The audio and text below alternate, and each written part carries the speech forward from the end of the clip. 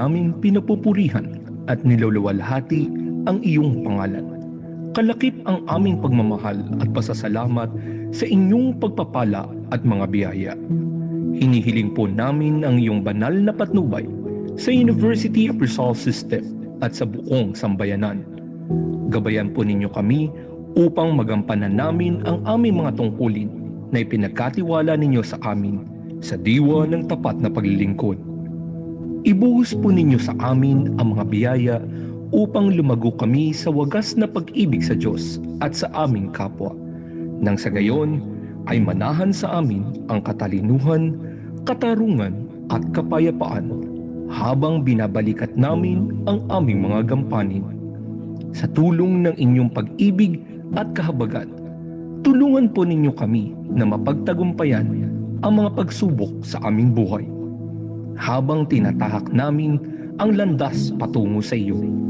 Itulot po ninyo na kayo ay manatili sa aming diwa, salita at gawa sa tuwina.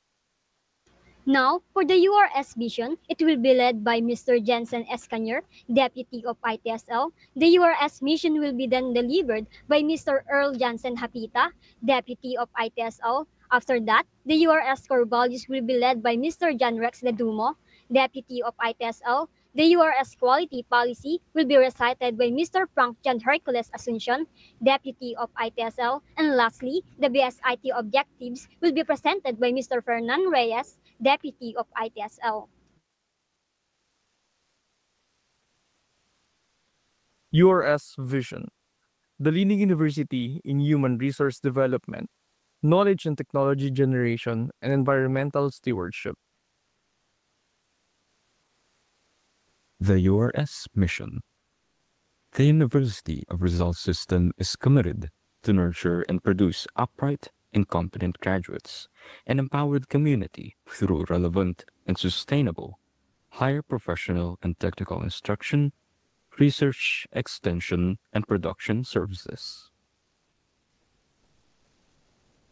The URS core values: responsiveness, integrity, service, excellence, and social responsibility. URS quality policy. The University of Rizal System commits to deliver excellent products and services to ensure total stakeholder satisfaction in instruction, research, extension, production, and dynamic administrative support, and to continuously improve its quality management system processes to satisfy all applicable requirements. URSBSIT objectives: develop their utmost professional competence in application of information technology as they respond to the demands of modern times. Realize the essential contributions of IT in business economics and related industries. Adhere themselves in the sense of professional values and ethics as they respond and advance themselves in the demands of present time. Preserve and promote the nation's culture heritage and histories and the ethnicity of local communities through communication, information, technology. Instilled in them the significance of research and community service as tools for human advancement and empowerment. To formally open and to give us the words of welcome, it's an absolute pleasure to introduce a guiding force behind the IT Students League, our esteemed ITSL advisor and BS IT program head, Professor Rachel Igo, who joined us today to extend her warm greetings. Hello, good afternoon. Naririnig po ako, audible? Yes po. Okay. So, good afternoon, everyone. Good afternoon to our dear students who are present here today. So, good afternoon din. Para nakita ko si Dean Joy kanina. Good afternoon, ma'am. And good afternoon to our guest speaker for this afternoon. So, welcome to the webinar Intro to Cloud, Understanding the Basic and of Cloud Computing. So, before I proceed to the brief, short definition of this or rationale of this activity, I would like to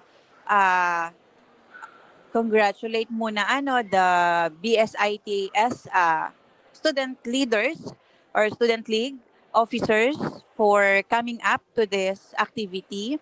So this is the last activity for this semester, tama ba, Mr. Eman?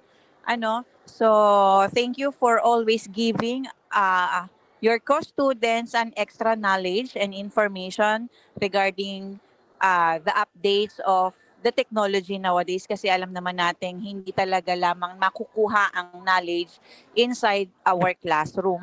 So let's give a hand of applause to the officers extending their effort para mabigyan po kayo, mga dear students, ng extra knowledge regarding the topics. So again, the topic is about the cloud.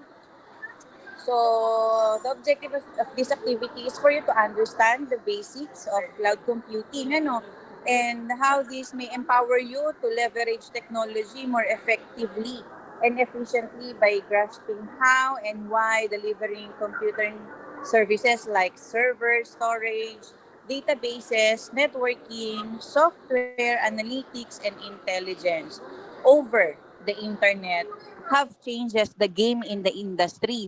So, naipiprepare na rin kayo ng ITSL. So, kung ano ang meron sa industry. Okay? So, I hope you learn something new or you learn additional knowledge with this seminar. Okay? And also, I would like to extend my sincere thankful to our guest speaker na talagang palaging supportive sa URS, sa CCS to be exact, for always sharing her expertise sa ating co-students. The speaker will be introduced to you later. So please stay tuned and makinig kayo sa topic na i-discuss niya later. Again, welcome to this activity and good afternoon. Thank you so much, Professor Rachel Ego, for your wonderful opening remarks. I'm sure our participants have gained insights and inspiration from your words, setting the tone for today's event. And now, we are honored to be inspired by the wisdom and vision of our very own Dean. It's my privilege to introduce someone who has continuously supported and guided us to our academic journey. Please welcome Dr. Joy S.T. Cruz to deliver a short inspirational message for all of us. Hello, good afternoon. Dinig niyo ako? Yes. Hello. So, again, a pleasant afternoon to everyone. To the ITSL officers headed by Eman and all the officers, let me first congratulate you on this activity. And sabi niyo nga, this would be the last of series of webinars that the ITSL had conducted. To our program head, Professor Rachel Go, and also the advisor of the ITSL, as well as our resource person, Ms. Darla, who will be introduced later. Maraming salamat po for letting us be part and para ma-impart nyo po yung knowledge nyo about the topic. And likewise to our dear students who are always there, eager to learn sa lahat ng mga binibigay ng ating mga organizations. So today, ang topic naman natin is about introduction to computing. So with our able speaker, I know that you will be inspired and you will be knowing how to use the cloud and ano nga ba ang cloud, and likewise, paano nga ba ito nagagamit and how it is useful nowadays. Dahil nga, sabi nga natin, storage nowadays, hindi naman totally lahat kailangan physically it is stored. So, it could be stored in the cloud, kung ano-ano man yung mga pwede natin ilagay sa cloud. And as students, madami tayong mga certain things na kailangan gawin. Siyempre, may mga times na magkakaroon tayo ng mga activities, exercises, and certain information or data na hindi na kaya ng iba nating mga gadgets, and they will be put out in the cloud. Likewise, kung nagka-capstone tayo, it could be an instance na pwede natin gamitin yung cloud. So with our able speaker, mas maintindihan natin paano ito gamitin, ano nga ba ang usage ito, what is the advantage of this one. And I hope with all of you who are listening today, ay may matutunan tayo and the speaker will impart her knowledge with us. So again, congratulations to ITSL, headed by Eman, as well as the advisor and all the officers who had always worked hard to give you and to impart you with the new technologies, new knowledge, at sana naman lagi niyong tulungan din ang ating kolehiyo. And I know that you had done your part as one of the organizations in the college. And I hope na on the next semesters to come, kung sino man po ang magiging president as well as the officers, ay ganun din ang gawin at maging masigasig sa pagbibigay ng tulong sa ating mga kapwa estudyante. With that, thank you and God bless. Salamat po. Thank you, Dean Joy, for that uplifting message. It has certainly set the stage for the exciting day ahead. Now, moving forward to the main part of our event, it's time to introduce our esteemed resource speaker. To do the honors of introducing today's speaker, please welcome ITSL President, Mr. Eman Barameda. Alright guys, thank you po for joining us po sa ating webinar. Last webinar ng ITSL. So I'm Eman, President of the ITSL. So in advance, we thanks po our participants for joining this event. But now, let me introduce our resource speaker for today's event. She is a cloud developer at eCloud Valley, Philippines, former DevOps intern at Caliber, Microsoft Learn student ambassador, student or computer science graduate from FEU Alabang with Latin Honors and Leadership Award, tech community volunteer, advocate for women in tech, and lastly, a content creator. So guys, ka-IT, let's welcome our resource speaker for today's event. So give her a warm welcome via chat or reaction. So let's welcome Miss Darla David. Thank you Hi po. everyone! Welcome po, ma'am. Hi Eman! Long time no see! Long time no see! Hi Fidel! Hi everyone! Good afternoon! Lahat po ba nakapag-lunch na? Ayan, so unang-una, no, I just want to thank University of Rizal System, Binangonan Campus, for inviting me once again. And of course, that's because of the one and only BSIT Students League. So congratulations to the officer, especially to Sir Emmanuel Barameda. Eman, alam mo na to, I'm very thankful for the opportunity as always. Of course, I'd also like to thank Mr. Shelgo and Dr. Joy Cruz, no, for, again, like as mentioned kanina, setting the tone for this event and for inspiring them and also encouraging them to attend today's event. So yeah, I just want to thank you guys also, no, for coming this sunny Saturday. So sobrang init. So I hope you guys will stay hydrated, no, during the event. And actually, it means a lot because it's a Saturday. You know, you can just rest, but you still chose to attend for today's webinar. So thank you. Kasi even a couple hours of your time, which is a very valuable, pinili nyo pa sa akin today. So I'm very, very thankful and I'm happy. I'm so happy that 67,000 of you guys are very eager not to learn, which is a very important skill, no, in the tech industry, which is yung always ka committed to always learning. And ngayon, di ba, the fact that you guys are here, 20, oh, we have a room too. Hi, everyone. Naku, sana someday makita ko kayo. Pero ayun, di ba, parang I'm just so happy na you guys are eager to learn. And the fact that you guys have 68,000 and then may 20 pa sa room too, it really shows na yung students, no, ng URS, very eager to learn, which is, again, super important sa industry. So let me just share my screen. Yeah, I'll take over the screen sharing. Hold on. Entire screen ng akin. Ayan. So, can I have a thumbs up or a confirmation if you guys see my screen? Okay, thank you. So again, no, this is Into the Cloud. Very fundamental, very pang introduction, and I'll do my best to make it as super digestible as possible. Yun talagang maiintindihan nyo. And let me just introduce myself once again. Hi everyone, I'm Clara David. I'm a cloud engineer / developer at eCloud Valley, Philippines for a year and 5 months now. I'm also an AWS community builder, so it's a program certified mismo, no, by Amazon Web Services. And then I'm also an AWS User Group Philippines Meetup lead. So yung mga gumagamit ng AWS, mga mahilig sa AWS, we have a tech community here in the Philippines, and I'm one of the leads. Actually, this coming April 24, we have an online meetup na parang ganito din, no, about cloud.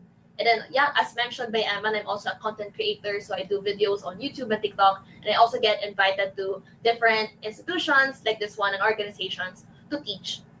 So, for those who are familiar or sa tingin nyo na parang nakita ko na to before, yes, you guys are right. This is my third talk at URS. I really, really like URS. It's very fun every time. So, my first talk is Tech Track. So, I taught tech stacks, no, ano yung front end, ano yung back end.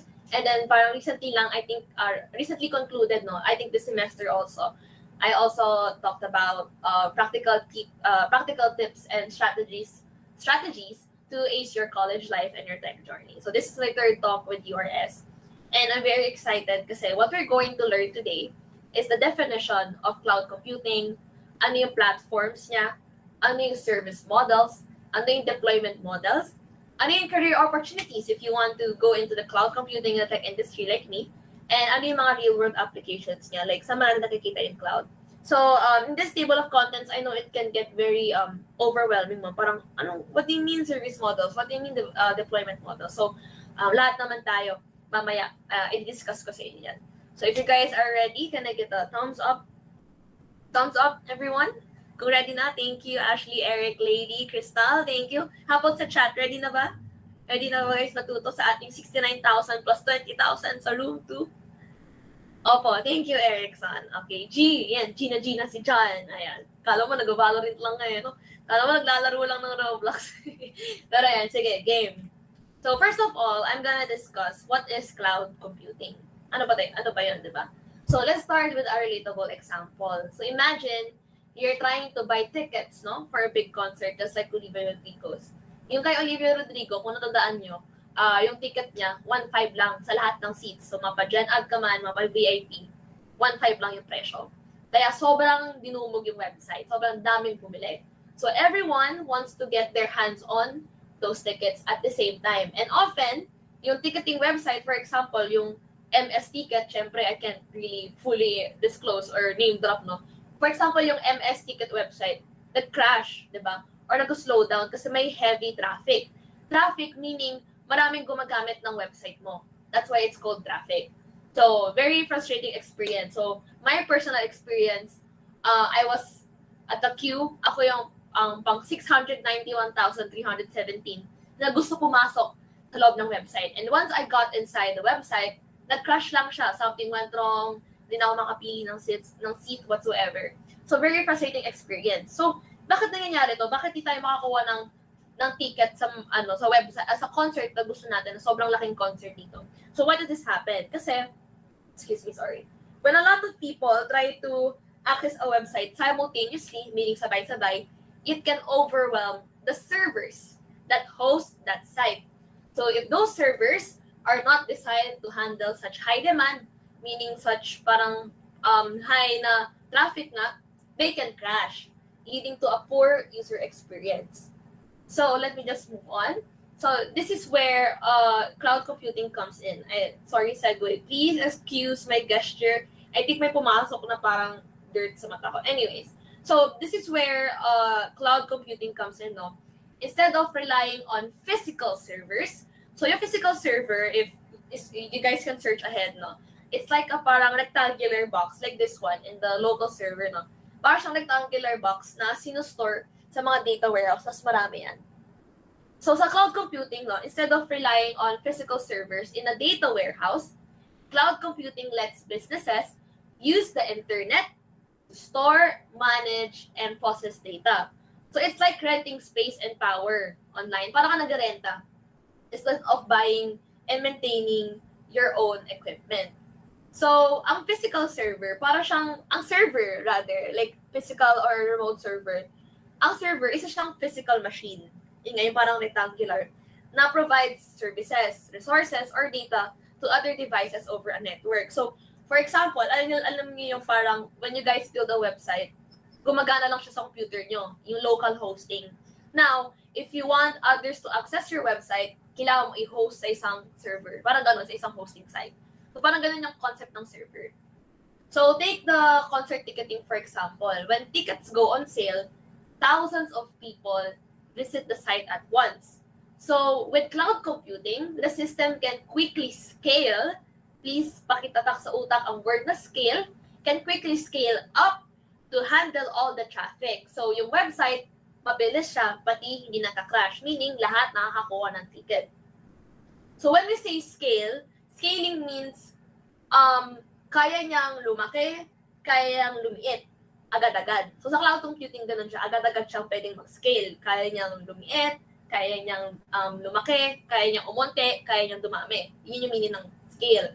So bakit important yung scalability? For example, in your business or yung website, for example, meron kang local server, di ba? For example, you have 2 local server. Okay lang, hindi, sige. Let's make it 1. For example, dun sa MS Tickets na site, nasa isang server lang siya. Okay lang, kasi pag wala naman, this month, wala naman masyadong concert na sinesell, okay lang, kaya-kaya niya i-accommodate 3 users, 4 users, 5 users. Kaya-kaya ng server mo yun, ng local server mo yun, this one. Imagine nyo ito this one, yung local server. Biglang nag-announce kasi si Olivia, si Marimong Olivia, na magko-concert siya dito. So, syempre, hindi nakakayanin ng isang server na physical yung dadayo sa website mo. Kasi for example, ang kaya lang ng physical server mo is, for example, 10 users, bigla naging 10,000. So, mag-crash talaga yon. Mag-crash talaga yung server nyo. Pag physical server, pag on-premise, pag local server yung gamit nyo, kailangan mo bumili ng pangalawang server nyo, ng second server. So, order kayo, parang hello po, order po ng isang server kasi ilalagay namin sa on-premise namin. On-premise meaning nasa location, may data warehouse kayo. Isa lang server ko nagka-crash na yung website, ang daming bumibisita. Kailangan ko ng isa pang server. Pwede po order ako. Sige ma'am, dalhin namin sa inyo. Ang tagal. Imagine mo kunyari na-stock sa Shenzhen Center. Di ba yung server pa ng Shopee na yun, di ba? Ang tagal-tagal. Sa sobrang tagal, dumating yung second server nyo, natapos na yung ticket selling. Di wala din. Di nyo rin nagamit. So kaya mahirap yung local server. Kasi bibili ka mismo ng physical na hardware. Hintayin mo dumating. Tapos pagkarating naman yun, di naman yan on the go na pwede na gamitin, na pwede na i-set up. Mag-hire ka pa ng tao na pang-update no operating system, pag-set up nun, di ba?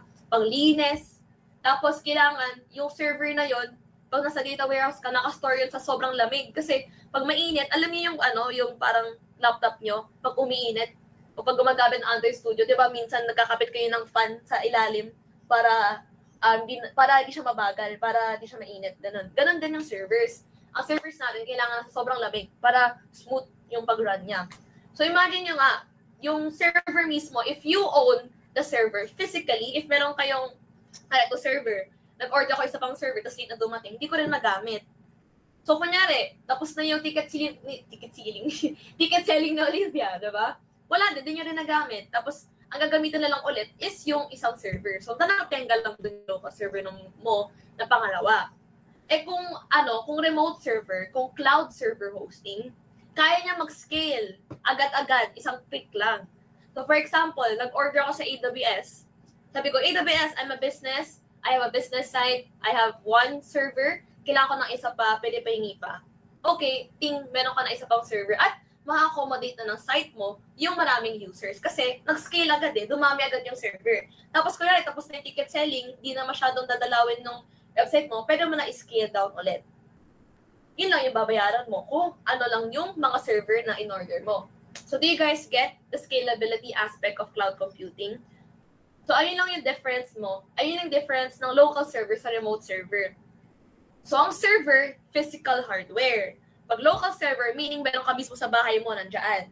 Pag remote server, nagorenta ka lang sa cloud, sa isang cloud service provider. So, what I'm saying is, instead of being limited to a fixed number of servers, cloud services can quickly allocate more resources to handle the surge in traffic. So again, this ensures that the website remains operational and responsive, allowing more fans to successfully purchase their tickets without the site crashing. And the best part nga is you can access everything from anywhere because it all runs online, just like a cloud floating above us. So nagets po ba ang difference kung ano ang server, ano yung local server, at ano yung remote server? Naiintindihan po ba? Paki-react po and chat. Paki-chat po before I move to the next section. Parang naiiyak kayo mag-chat, pero thank you. Ayan, opo. Thank you, Erickson. Thank you, Jerome. Okay, so, yung cloud computing, by the way, it isn't just limited about to servers. Hindi lang servers yung ino-offer niya. It also covers storage, like Google Drive. So, ang Google Drive, cloud computing agad yan. Bakit? Kasi na-access mo yung mga files mo anywhere, anytime, any device. Because of nasa cloud yung files mo. So, kahit storage, pag-usapang storage, cloud computing din yun. So, ang cloud computing, it's also used to power mobile and web applications and even manage databases behind the scenes. Okay? So, sa cloud computing, meron tayong tinatawag na pay-as-you-go. So, it's like using electricity at home. Di ba sa inyo ba, sa bahay nyo ba, meron ba kayong sariling power plant dyan, sariling Meralco na sobrang lalaking tower para magkaroon ng kuryente? No, di ba? Pag yung kuryente natin sa bahay, nirenta natin yan. Tapos kung gaano kalakas yung kuryente, yun lang din yung babayaran mo. So, you don't need to own your own power plant to get electricity. You just pay for what you use. And that's the same with cloud computing. Kung ano lang ginamit mo for today, yun lang babayaran mo. Kung ano lang ginamit mo tomorrow or the days after, you only pay for what you use. So, yun yung model ng cloud computing. So, I'll be sharing an analogy. No? So, let's have an example. For example, we have a cafe. We have a cafe business called Kapit Lang. Guys, pinaghirapan ko yung name. Pwede ba key-applause? Kasi sobrang witty. Joke lang. So, for example, we have a cafe named Kapit Lang. So, this is a traditional cafe, okay? Traditional cafe siya. So, sa ating Kapit Lang na cafe, you pay for a fixed number of baristas no matter how many customers come in. So, during slow hours, you're still covering full salaries even only 2 people are there. So, for example, meron kayong 2 barista sa Kapit Lang. Tapos, kaya today, isa lang yung customer. 2 pa rin sasahulan mo. Kahit ang kailangan lang naman, isang barista to accommodate, di ba? Para ma-serve yung isang customer. Tapos kailangan, kinabukasan, 10,000 yung dumalaw sa cafe mo. Hindi enough ang 2 barista. So, kailangan mong mag-hire. Kaya ba yon ng traditional cafe? Kaya ba sa cafe ng Starbucks na on the spot, kailangan namin ng tulong, you're hired, tumulong ka dito. Di ba? Hindi. So, sa ating Kapit Lang, na traditional cafe, fixed na yung resources mo. Tapos, ang laki pa ng gastos mo kasi kahit walang customers today at kahit isa lang customers mo bukas, same yung bayad ng renta, same yung bayad ng utilities, diba? Tapos sasahuran mo yung 2 barista kahit di naman gumagalaw. So, yung Kapit Lang, hindi siya nag-a-adjust based on demand. And yun nga, even when there's a sudden rush, you can't just hire extra baristas right away.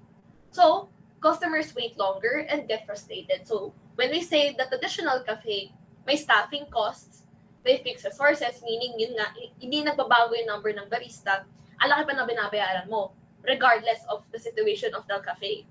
So, yun yung same analogy with the local server, di ba? Yung, di mo on the spot mo si skill.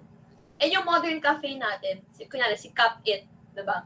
For example, meron tayong cloud cafe, yung number of baristas, nag-a-adjust siya sa based on how many the customers are, di ba? So, more customers, game, more baristas. No customers, okay, isang barista lang. So, you only pay for the stuff you use, nothing more. So, it scales up or down instantly. So, you're never overstaffed or underprepared. So, sa ating cloud cafe, no, compared sa traditional cafe, it's flexible, cost-efficient, and perfect for handling busy or quiet days without wasting resources. So, ang modern cafe, meron tayong on-demand staffing, and meron tayong pay for usage, yung parang pay for what you use, meron tayong scalability, pati lower costs. So, sa cafe, ano bang meron sa isang cafe? Pag may cafe business ka, barista lang ba nagalaw? Hindi, di ba? Meron pa tayo taga-inventory, meron pa tayo cashier. So, yun yung tinatawag nating iba't ibang resources sa cloud computing. Think of the baristas as the servers. Think of yung nag-inventory as the storage. So, yun sasabi ko na, when we say cloud computing, hindi siya limited sa servers lang, hindi siya limited sa baristas lang, sa isang business, diba? Sa isang cafe business. Meron ka din kailangan na, for example, yun yung inventory, yung storage, yung cashier mo, ganon. So, iba-ibang resources, hindi lang servers, yung pwede mong ihiramin sa cloud computing na platform. So, when I say cloud computing platform, okay, like, Ate Darla, okay, gets ko na kung ano yung cloud computing, no? It's scalable, it's one click, it's pay for what you use, it's like renting resources online, it's like renting electricity. Ano ba sinasabi mong cloud computing platform? Ano ba yun? Saan ba pwedeng magrenta? Saan ba pwede kumuha ng mga remote servers na yan or cloud storage? So, ito yung tinatawag nating cloud computing platforms. So, when we say cloud computing platforms, ito yung most common, no? Google Cloud Platform, AWS, which is yun yung focus ko now sa work, and Microsoft Azure. So think of cloud platforms like an online store where businesses can order computing resources instead of building everything themselves. So think of cloud computing platforms parang Shopee or Lazada na ang binebenta isang server, storage, computing power. So instead of buying physical servers or software, they just rent what they need from providers like the ones in the screen. So these platforms handle all the setup. So businesses can focus on their work. Kasi nga, pag nag-order sa sa ating traditional cafe, pag nag-hire ka ng barista, tuturuan mo pa, 'di ba? Tapos parang ikaw pa bahala sa kanya, parang gagawin pa ng time in, time out, ganyan. Sa ating modern cafe, yung barista, pagka-hire mo, alam niya na lahat gagawin. Kasi may nagturo na sa kanya Nagrenta ka sa parang agency. Parang gano'n. So, yun yung cloud computing platform, no? Sila na bahala sa hado. Order ka lang ng server, alam niya na nang gagawin. Sila na mag-handle ng paglinis, sila na parang, sila mag-handle ng paglinis, pang-update ng operating system, para makafocus ka lang sa website or sa application or sa business na ginagawa mo. So, dahil sa mga cloud computing platforms, flexible, hassle-free, and again, cost-effective. So, ano pa bang example ng ibang cloud computing platform? We have Alibaba Cloud, diba? We have IBM Cloud. Per these three are the most common. And ang pinaka-used dyan is AWS. Okay.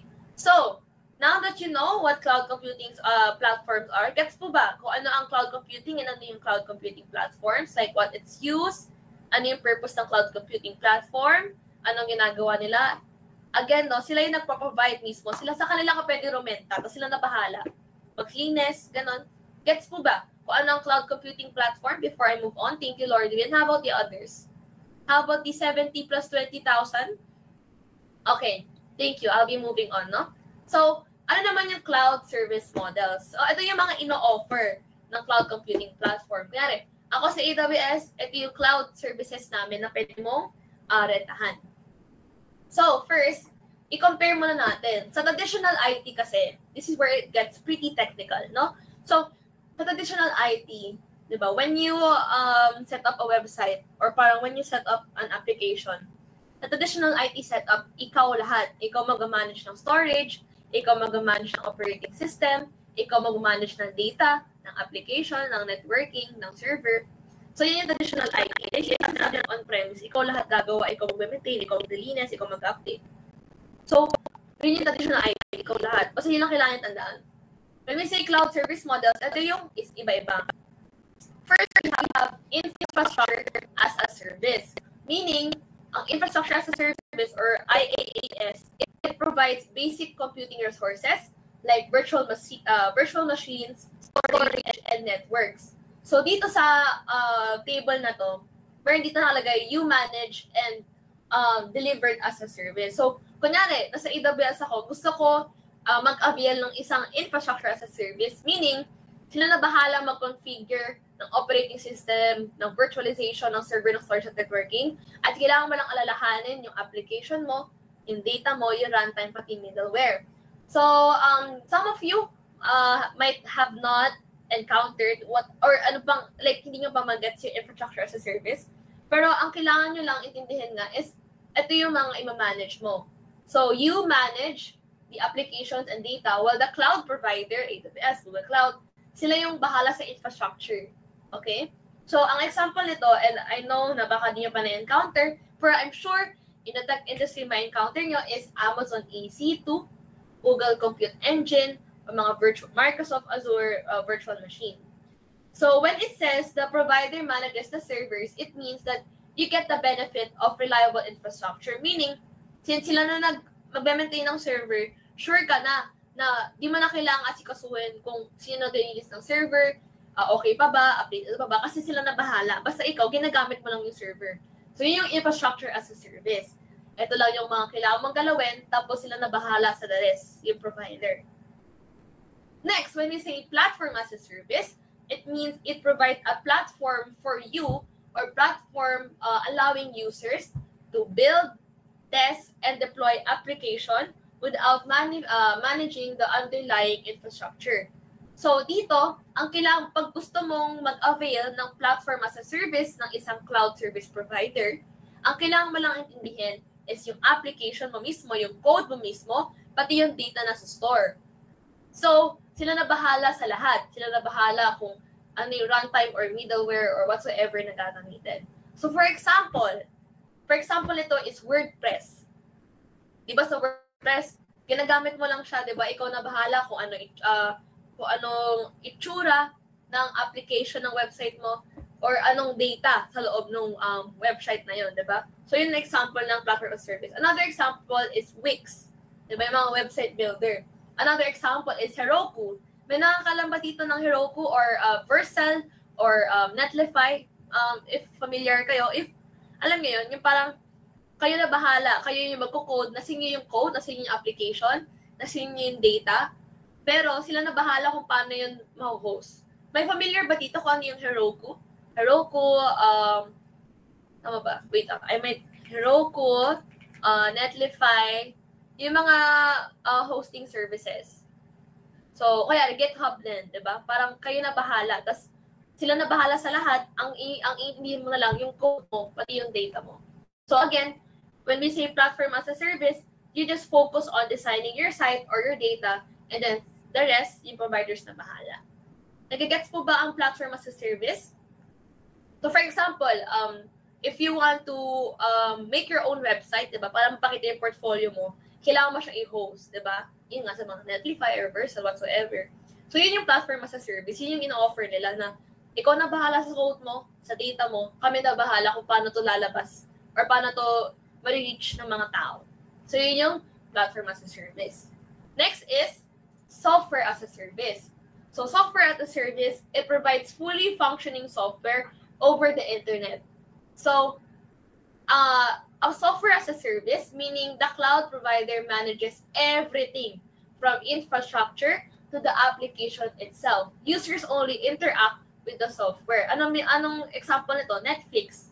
Pag gusto mo gumamit ng Netflix, kailangan mo ba intindihin yung code? Kailangan mo ba intindihin kung saan napunta yung data? Kailangan mo ba intindihin kung ilang servers yung ginagamit? Di ba hindi? Kasi si provider na bahala doon. So yun yung ginagamit, yun yung example ng SaaS, Netflix, Zoom, di ba? Pag Zoom, nagamit ka ng Zoom, may kailangan ka ba intindihin? Wala, gagamitin mo na lang. So yun yung sinasabi natin, software as a service. Okay? So yung cloud service models, ang importante lang din naman dyan is ano nga yung differences and who manages who. So yun nga, for example, here sa traditional IT, ikaw lahat mo na-manage. But infrastructure as a service, it gives you virtual na hardware to build your own IT solutions. Basta yung cloud service provider, ito na yung kami na bahala dito, ito yung sayo, ayun yung manage mo. And then PaaS or platform as a service, it provides you with a platform to develop applications without managing hardware. Ang kailangan mo lang alalahanin is kung ano itsura ng website mo or ng application mo or na business mo, paano siya mag-run, pati yung data mo. And then again, software as a service, fully developed application, gagamitin mo na lang. So yun yung mga ina-offer ng cloud service providers or ng cloud computing in general, di ba? So gets po ba kung ano cloud service providers, cloud service model, before I move on?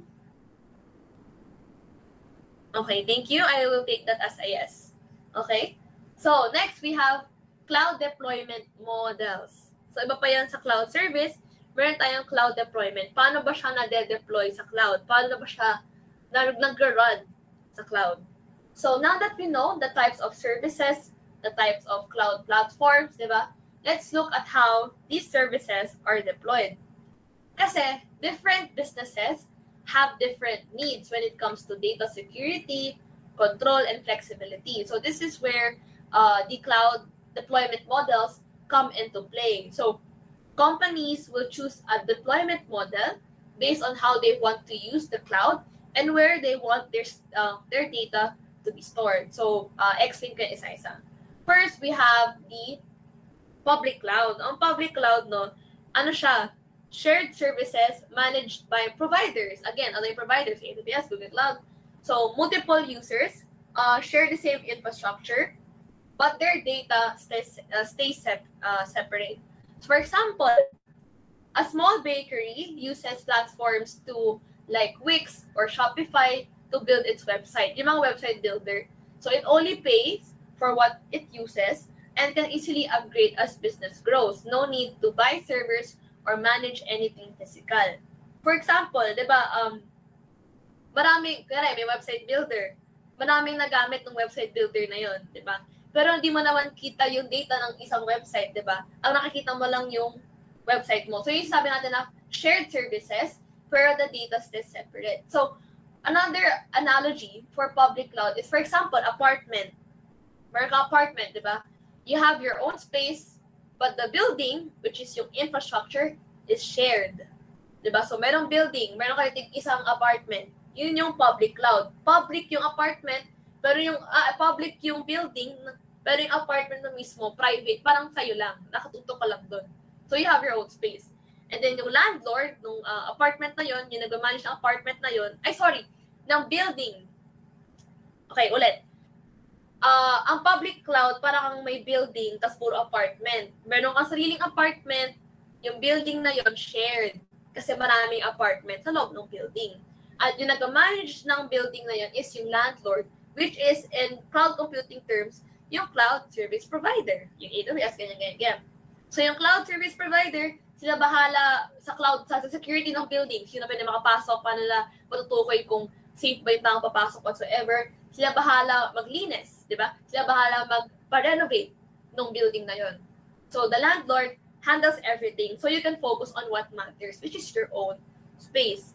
So yun na. So AWS, Amazon Web Services, or Google Cloud, ano po siya? Nakabilong siya sa public cloud provider. So yun yung sinasabi natin public cloud. Shared service managed by providers. So yun yung public cloud. Next is private cloud. So, private cloud is like, it's used by one organization lang. So, it's either hosted on-site or by a third party. So, pero yung resources mo, hindi siya shared with others. So, for example, may bangko, di ba? Yung bangko, meron silang sariling private na cloud to store sensitive customer data securely. O, for example, bangko. So, it has full control over the system and tighter security. Pero yung paggagamit ka ng private cloud, mas mahal ng onte. So, in an analogy, 'di ba, ang public cloud, yun yung meron ka apartment, meron kang building. Ang private cloud, imagine mo, meron ka sariling bahay.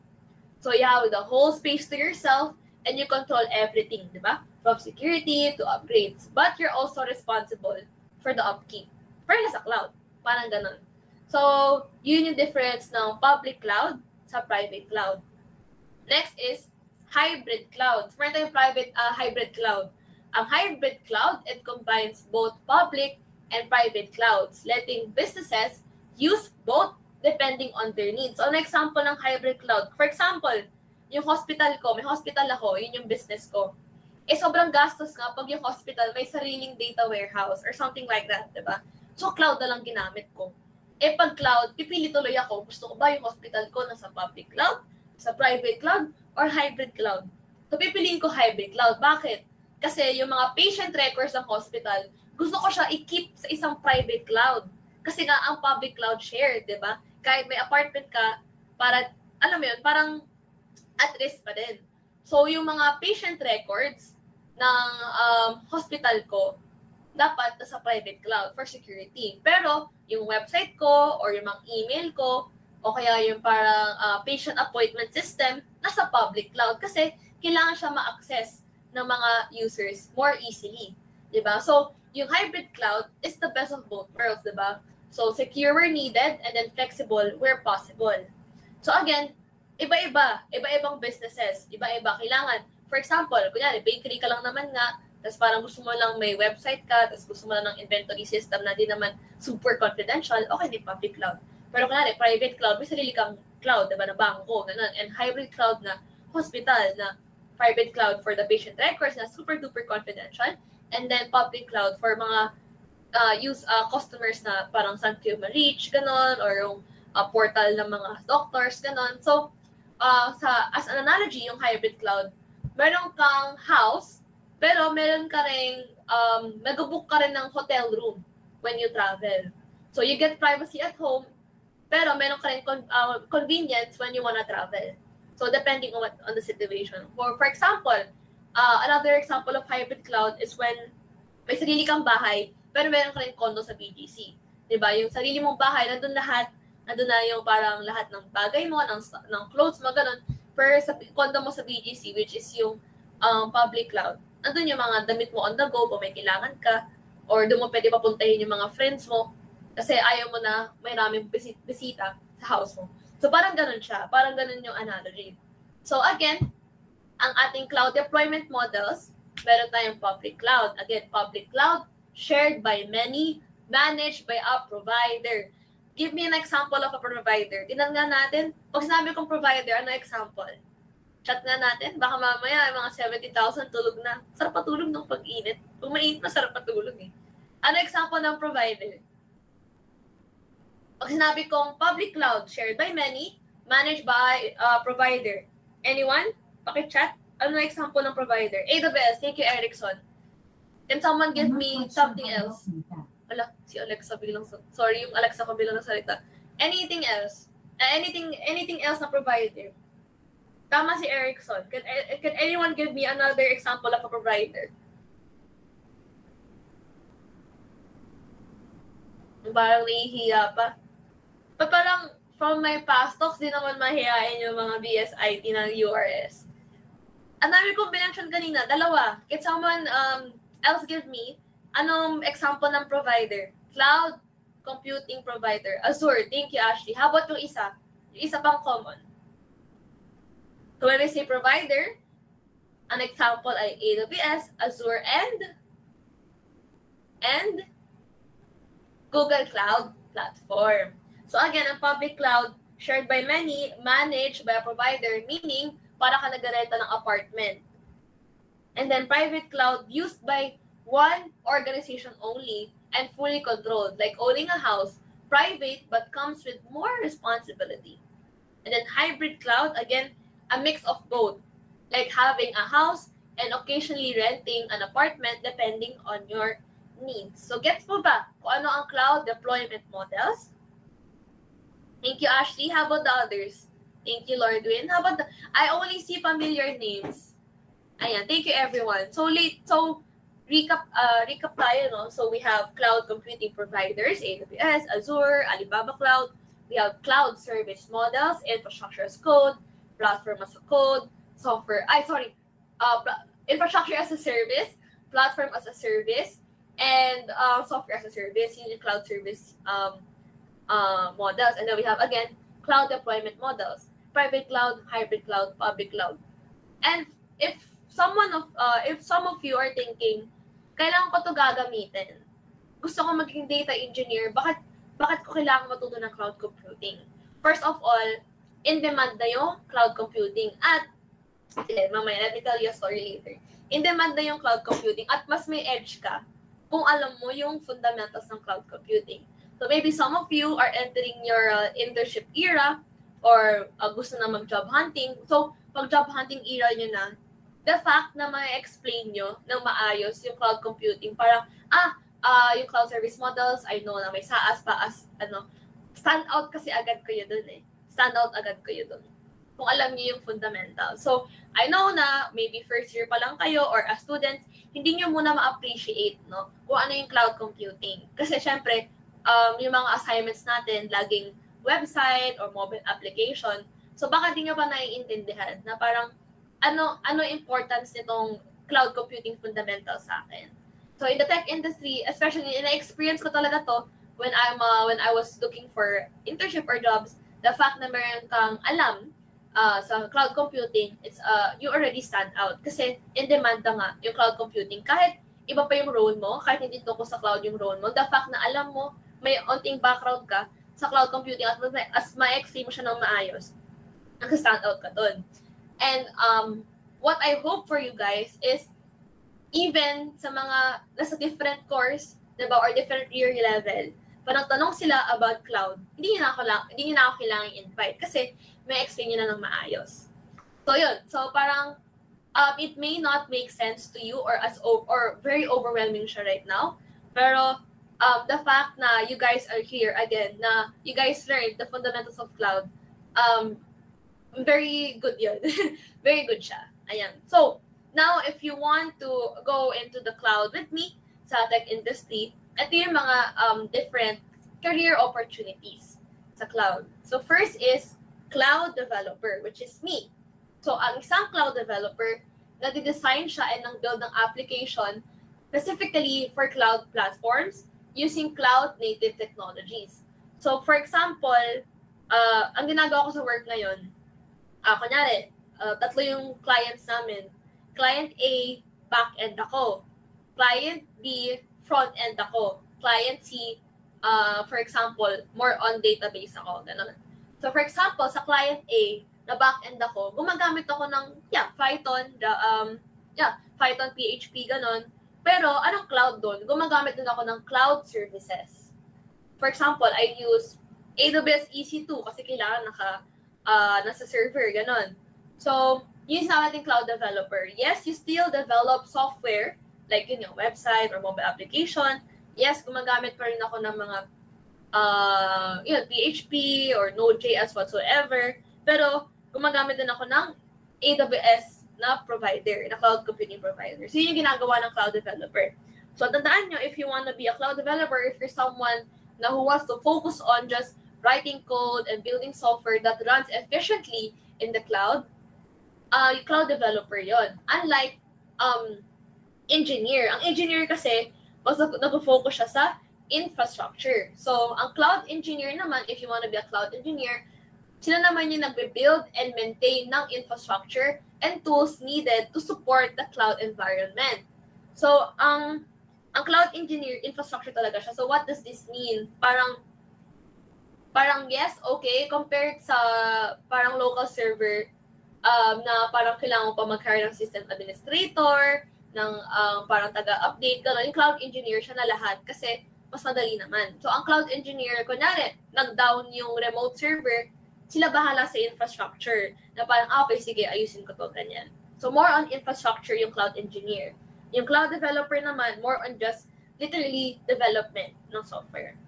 We also have, of course, cloud security engineer. So, ang cloud security engineer, sila yung nag-i-implement pati nag-manage ng security controls, di ba?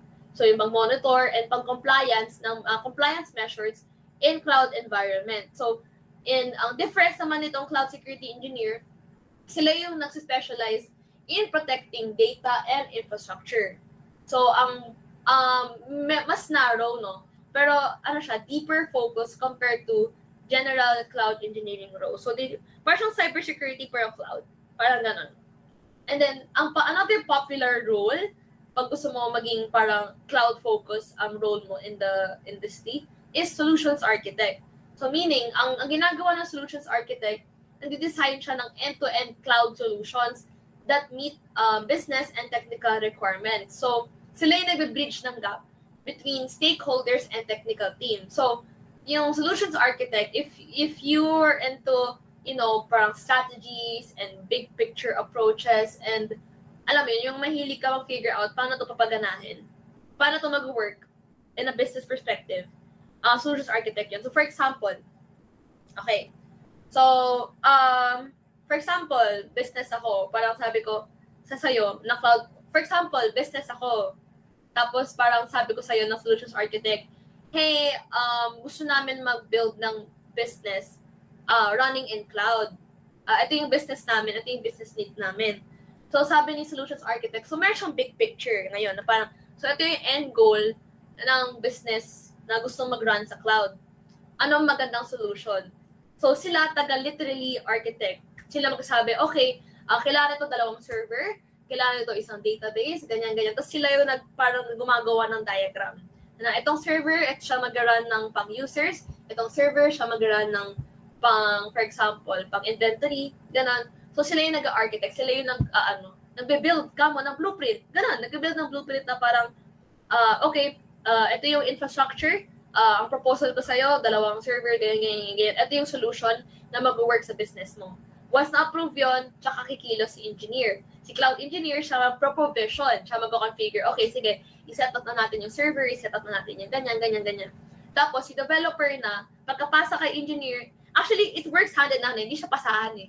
So, for example, natapos na may infrastructure ni engineer, i-develop na ni cloud developer, parang okay, gagamitin ko to para ma-build yung website, yung tech stack whatsoever, and then tsaka na i-secure ni cloud security engineer. Ngayon, papasok si DevOps engineer. So si DevOps engineer na cloud focus, sila naman bahala sa pipeline, sa CI/CD, na parang paano pag may new feature, paano magiging smooth yung deployment, paano magiging continuous yung integration, pati yung deployment. So parang sila naman yung bahala doon. So yun yung parang career opportunities, no, na pwede mo makuha sa cloud. Pero marami pa yan.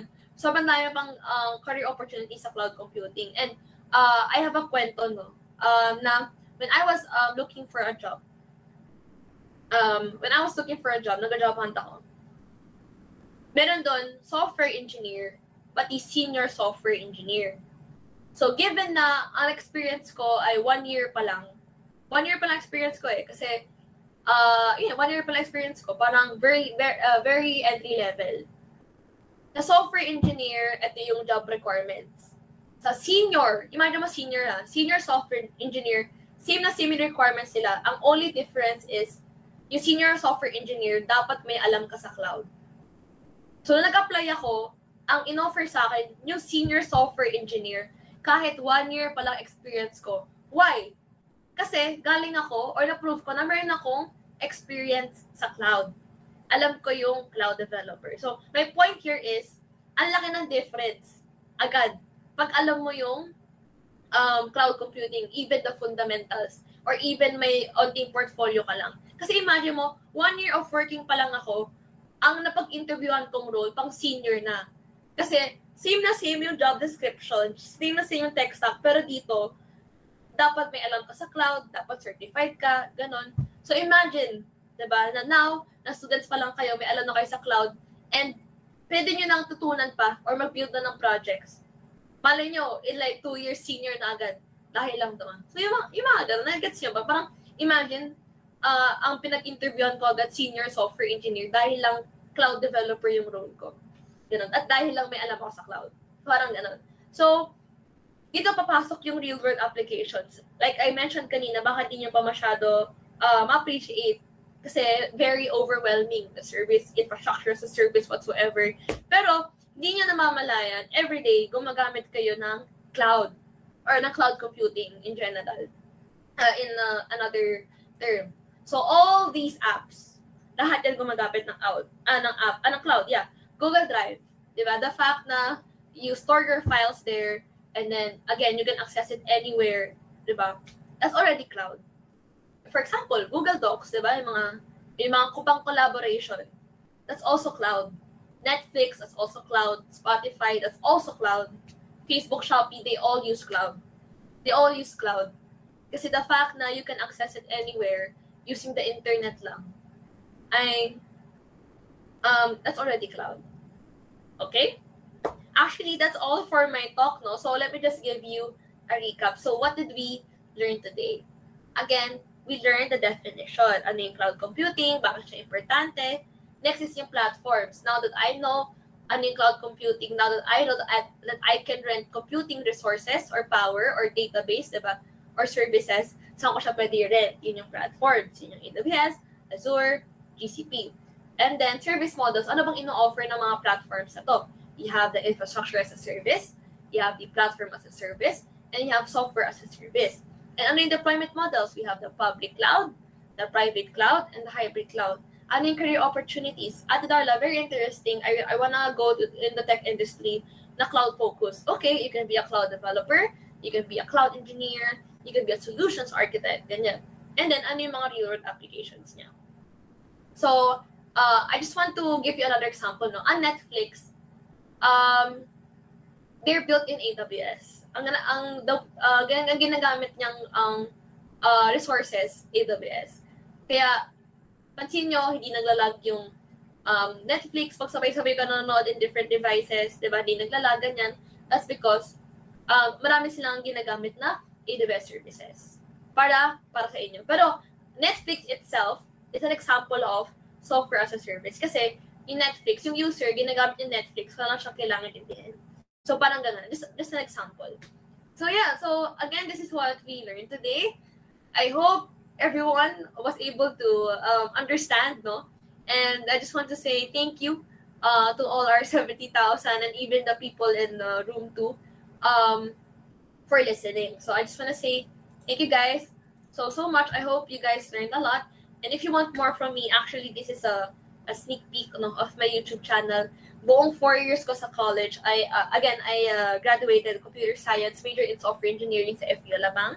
I was a cum laude, nag-graduate ako cum laude and leadership awardee. And all my 4 years, buong 4 years ko, dinocument ko sa YouTube. So, if if you guys are, interested, ito yung mga example ng videos ko. So, I have here, first year subjects ko. Ito yung nanalo kaming best thesis and best presenters sa thesis. Nandun din sa YouTube. Lahat na to sa computer science. Even my DevOps internship, even the time na nagturo ako ng Git and GitHub, in-upload ko sa YouTube. And even my first week, no? As a cloud developer. And actually, I recently released a video, my thoughts or experience in 1 year in tech industry. And then, shinare ko din doon, ano ba talaga specifically ginagawa ko as a cloud developer. So, if you want to check that out, ayan, here's the preview of my videos. And then besides, again, content creation, I also do event hosting, public speaking, just like this one. And I'm very, very involved in the tech community.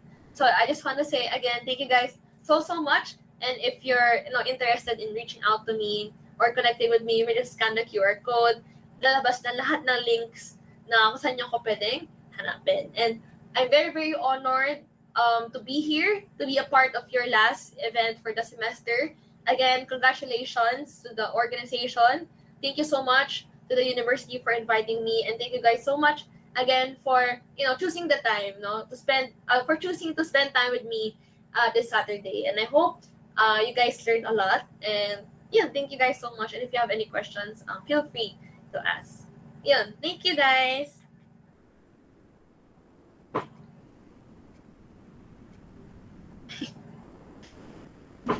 Marami ba kayo natutunan? Gets ba? If you have any questions, let me know. How about in the chat? Guys, kamusta? Okay ba? Thank you guys so much. Can I get a reply in the chat na like a confirmation if okay lahat? Parang nahihiya pa rin. Nahihiya pa rin yung mga... Ayan, pero yan. Thank you guys so much. Thank you. Oh, thank you, Mary. Thank you so much.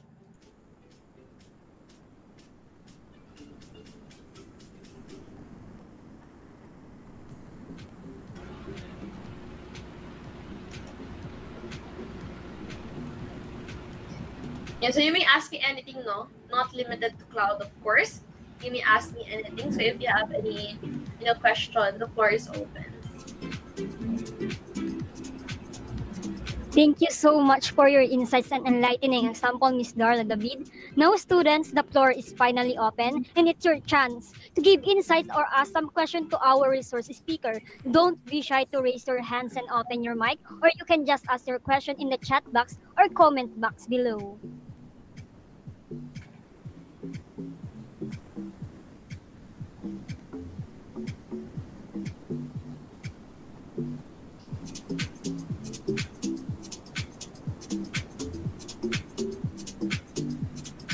Huwag na mahiya. Any questions?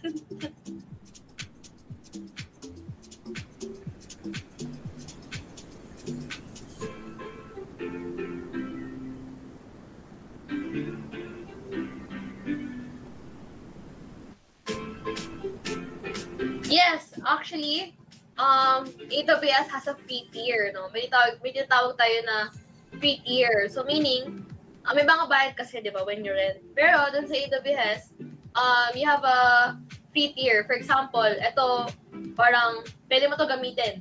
Pero pag lumagpas ka sa gantong, for example, gigabyte of data, may bayad na. So perfect siya for hosting further Capstone. Also, when you use a cloud service provider, make sure to set an alarm kasi may mga alarm yun sa parang budget alarm na para malaman nyo if nag-exceed na kayo sa free tier. So, may mga ganun, may mga free tier naman, yung mga cloud service providers natin. Also, I just want to mention, if you want more events like this, na tungkol sa cloud, na digestible sa students, yung maintindihan ng students, we have what we call AWS Cloud Club. So, yung AWS Cloud Club, parang siyang organization, just like ITSL. Pwede kayo magtayo sa school nyo ng AWS Cloud Club. Tapos, yun, tungkol din sa AWS, tungkol din sa cloud. So, you can also be invited, So, meron tayong tinatawag na AWS Cloud Club Philippines. Yung pang regional talaga. They have a lot of events, na very digestible sa students. And then, meron nga sa ibang universities, for example, AWS Cloud Club PUP, AWS Cloud Club FEU, and hopefully, no, someday, magkaroon na AWS Cloud Club URS Binangonan Campus. So you guys should check that out, AWS Cloud Club. Yeah.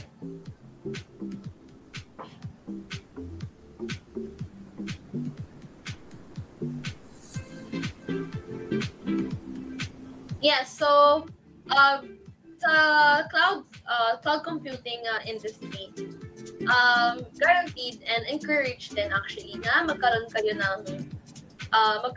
ng certification. So maraming online, no? Maraming online, even sa YouTube, meron din mga study resources, yung mga videos, pati mga practice exam. So when you want to learn or to study for your certification, I highly recommend YouTube or Udemy.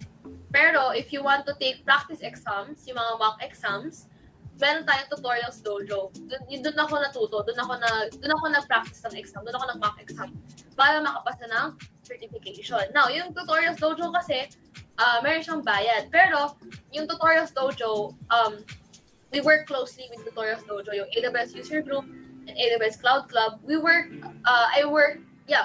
so close with Tutorials Dojo na minsan pag may events kami, nagpapamigay kami ng voucher or even free learning courses sa Tutorials Dojo. So, yun yung mga nare-recommend ko. How much po ang budget hosting or cloud service provider? I'm not entirely, hindi ko memorize, no, kung magkano. Pero, when you start out,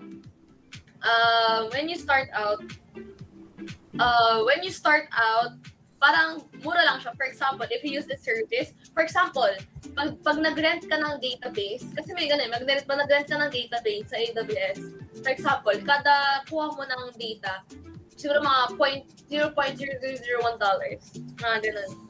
Kada write mo sa database, kada read mo sa database, may bayad. Pero parang blah blah blah dollars pa lang. Pero, nag-accumulate siya over time. Kasi syempre, marami kang nire-retrieve sa database, marami kang nilalagay sa database. So, nagmamahal siya. Kaya tayo may tinatawag din na free tier. At alarm. Kaya tayo may mga budget alarms. And then, meron din tayo sa AWS na parang cost explorer. Na parang, if ito yung services na ginamit ko, tapos dalawa niyan, magkano yung prediction ng cost. So, mga ganun naman. So, very student-friendly din yung cloud service providers natin. Hindi siya limited sa mga businesses.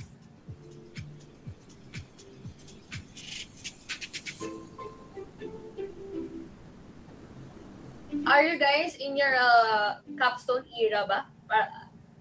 Mga third year? Nag-start na kayo ng capstone? How about yung iba ba? What year level are you guys in? Third year. Nako. Congrats agad. Mabilis lang yan. Mabilis lang ang thesis, no? Good luck sa inyo. Kaya yan. Kaya yan.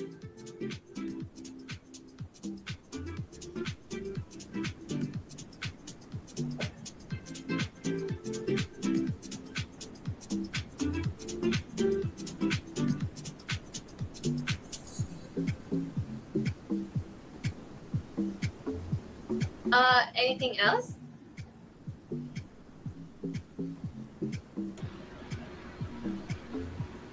Pero no problem, no? If you guys are, parang wala pa kayo naisip na tanong, again, feel free to reach out to me. I'm pinaka-active ako sa Facebook page ko and sa email. So, I don't usually check yung Instagram ko, mga message requests, even LinkedIn, yun. So, pinaka-active ako sa Facebook page ko, LinkedIn, and email. Pag sa personal Facebook ko or yung mga personal Facebook or Instagram, I don't really check the message requests. Hi, Wangko. Paano po yung way na paggamit po ng cloud computing? Can you elaborate more on that question? Like, what do you mean, paano po yung way?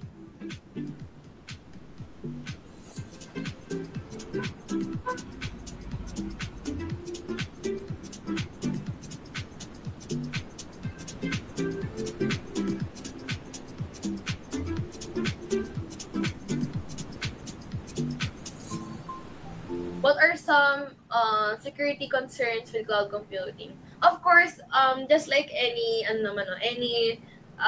resource in the internet. Just like any resource in the internet, may risk talaga. May cloud risk talaga. Like, for example, DDoS attack. Yung atakihin yung website mo na sa cloud, na parang mga fake users, ganun.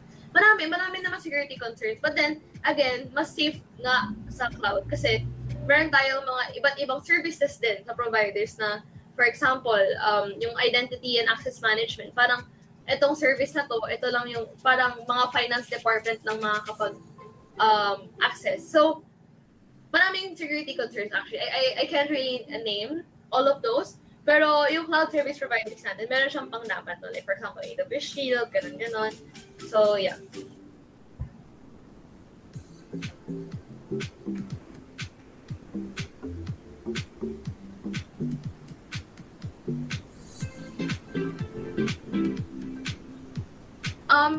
Sorry, if ever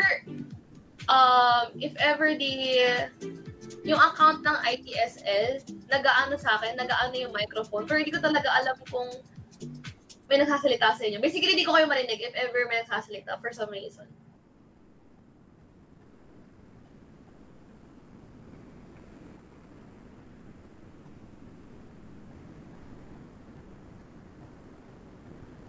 Hold on. Anong stock po gamit niya sa work? So that's the funny thing, no? Since I get assigned to different clients, no, different projects with different business needs, iba-iba. Like for example, in the morning, Python ako, and then in the afternoon, JavaScript na. Kasi sabay-sabay yung projects ko. So, iba-iba siya. Like for example, client A, Python, and then client B, TypeScript, and then client C, Java. So, iba-ibang stack talaga. And this is where the eager to learn comes in. Kasi very important siya in the tech industry. Kasi in the tech industry, you have to learn on the spot. Kasi for example, ako naman, nung JavaScript, di ko siya masyado nagamit nung college eh. Pero since na-assign sa akin, I have to learn it on the spot. Parang I'm given parang weeks or even days or even hours, no, to learn. Tapos sabak na agad ako sa client project. So parang ganun siya. So, iba-iba yung stack ko, basically. Which is good also, kasi ang aim ko, since early career pa lang ako, is generalist, which is to try everything first before I choose a specific language to really master. So, ayun. Yeah, shish talaga. Like, sobrang shishable. Kasi, dun ako, yun explain ko sa latest video ko sa YouTube, na parang, doon talaga ako nabigla sa tech industry na it's very fast-paced. Like, I have attended so many talks na ang speakers ay professional.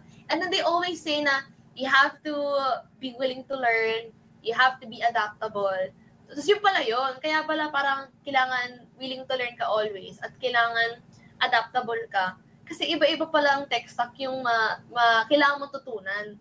And sobrang bilis nga ng innovation. For example, ang naalala mo lang, Vue.js, React.js, tapos biglang meron ng Angular, tapos dami-dami pang iba, meron pang Next.js. Tapos, for example, ang company na gusto mo, yun yung gamit, syempre, kailangan mo tutunan din on the spot.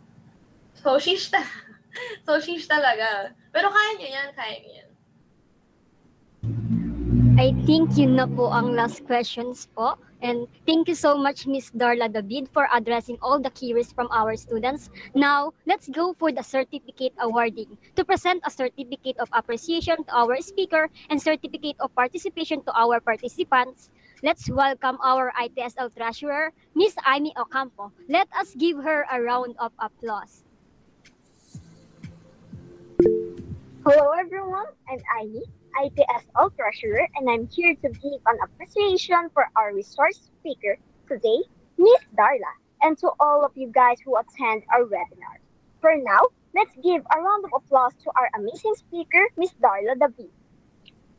This certificate is a little something special. It's a symbol of Ms. Darla's incredible contribution, and we are proud to present this appreciation to Ms. Darla David in recognition of her outstanding contributions as a resource speaker during the online webinar session entitled Intro to Cloud Understanding the Basics of Cloud Computing. This certificate is awarded on this 12th day of April 2025 via Google Meet during the said event. Signed by Dr. Joy S. G. Cruz, Dean of the College of Computer Studies, URS Binangonan, and Professor Rachel Igo, ITSL Advisor. Ms. Darla, thank you again for sharing your expertise and inspiring our students. May I invite Ms. Darla for a quick photo OP with her e-certificate.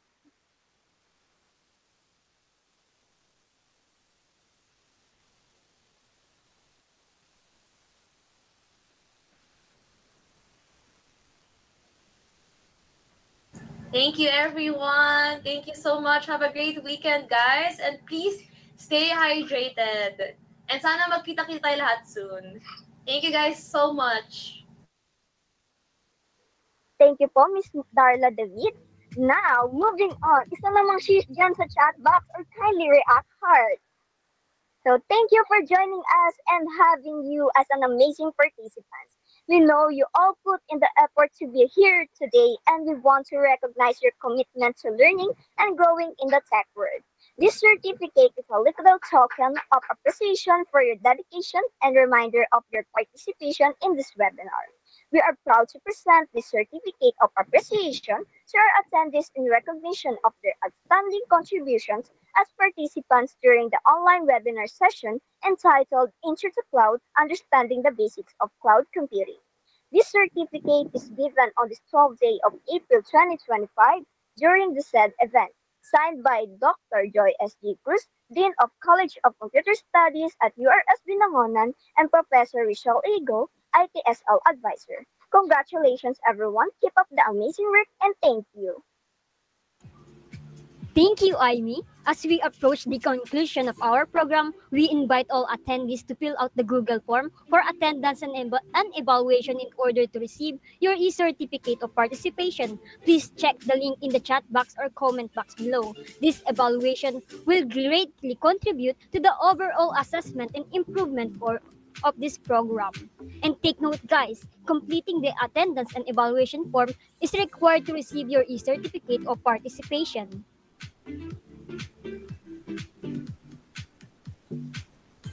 Alright, as the students begin filling out the form, we hope you have gained valuable insights and that these learnings will benefit you now and throughout your college life.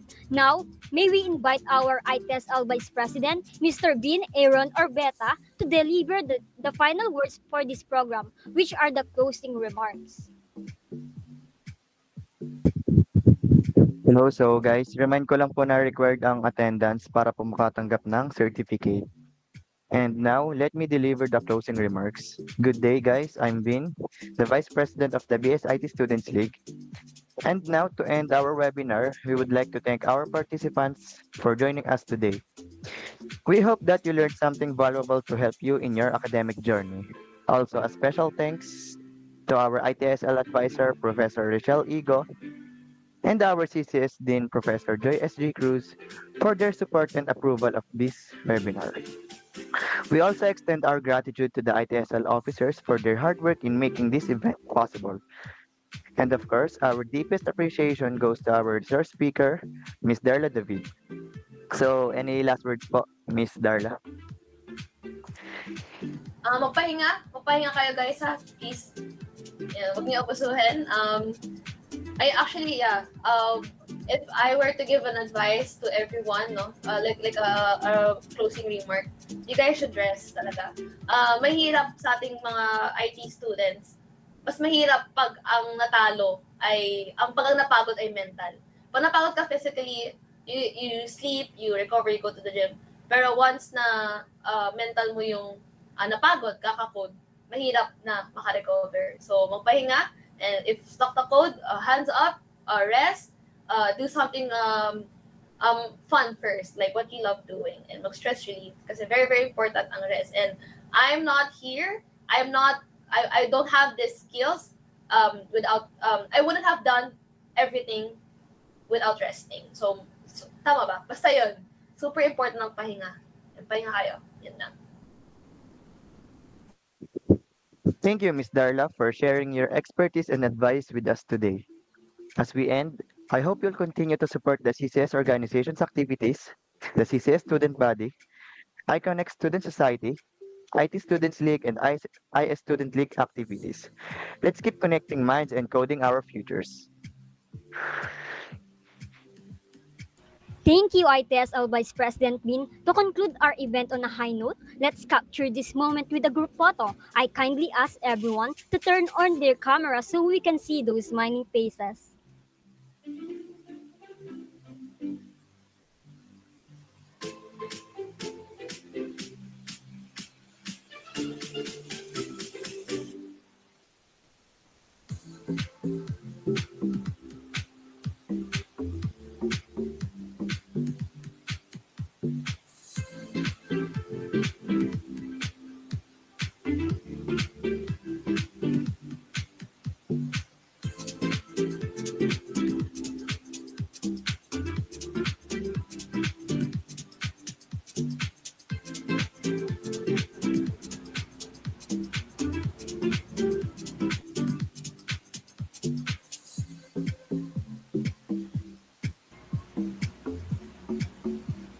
As we end today's webinar, we want to say a big thank you to everyone who supported our ITSL webinars and seminars this academic year 2024-2025. This is officially our 10th and final webinar of this year. Yes, you heard it right. We successfully conducted 10 webinars this academic year, and it would not be possible without you, Ka-IT. We learned a lot together through these webinar seminars.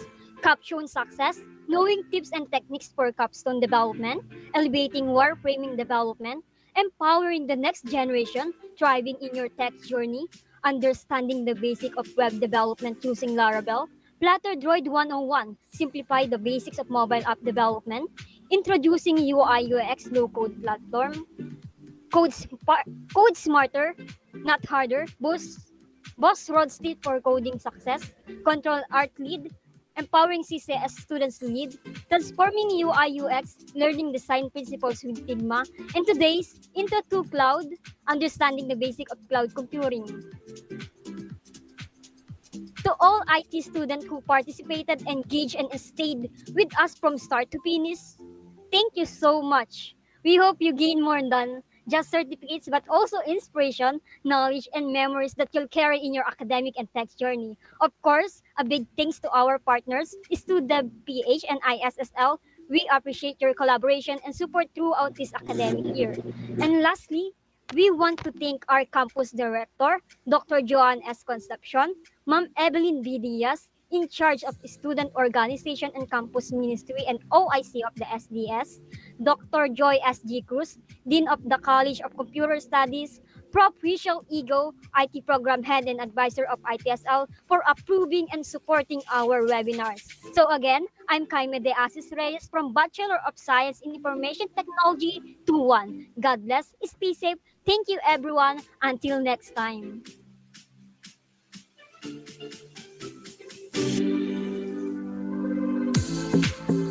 Thank you.